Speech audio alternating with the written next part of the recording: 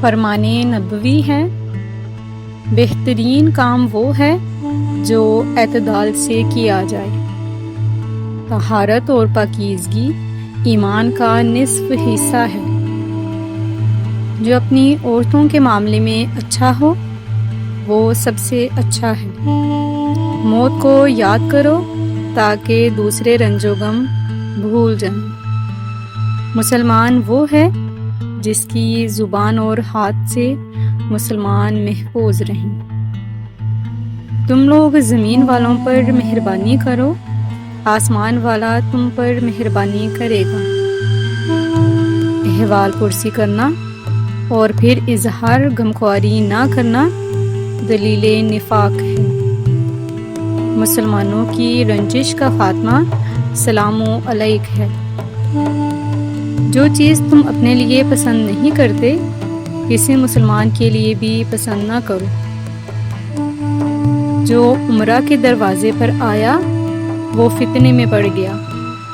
جس قدر اس کے نزدیک ہوا اتنا ہی اللہ تعالیٰ سے دور ہوا۔ کوئی مسلمان تیرے ہاتھ اور زبان سے ایذا نہ پائے۔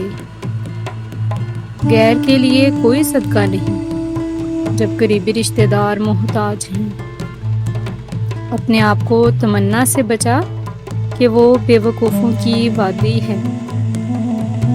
حاکم عادل کی تعظیم کرنا خدا کی تعظیم میں داخل ہے۔ حقیقی صبر مصیبت کو اولاً ہی برداشت کر لینا ہے۔ سب سے بہتر وہ شخص ہے جو لوگوں کو نفع پہنچائے۔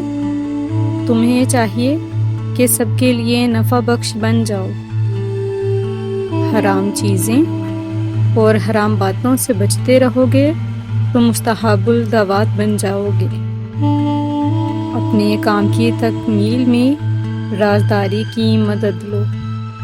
گناہ سے توبہ کرنے والا بے گناہ کی مانند ہو جاتا ہے۔ جس شخص سے مشورہ لیا جائے وہ امانت دار بن جاتا ہے۔ کثرت کلام میں کچھ نہ کچھ گناہ ہوگا، مگر وہ جو اپنے لبوں کو روکے رہتا ہے بڑا دانا ہے۔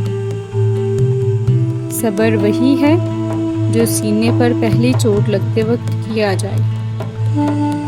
خدا بے عقل مسلمان کو پسند نہیں کرتا۔ کھاؤ، خیرات کرو اور پہنو اس حد تک کہ فضول خرچی اور تکبر نہ کرو۔ ایسی ہی اسلامی ویڈیوز کے لیے ہمارے چینل کو سبسکرائب کریں اور ویڈیو کو لائک کریں۔ شکریہ۔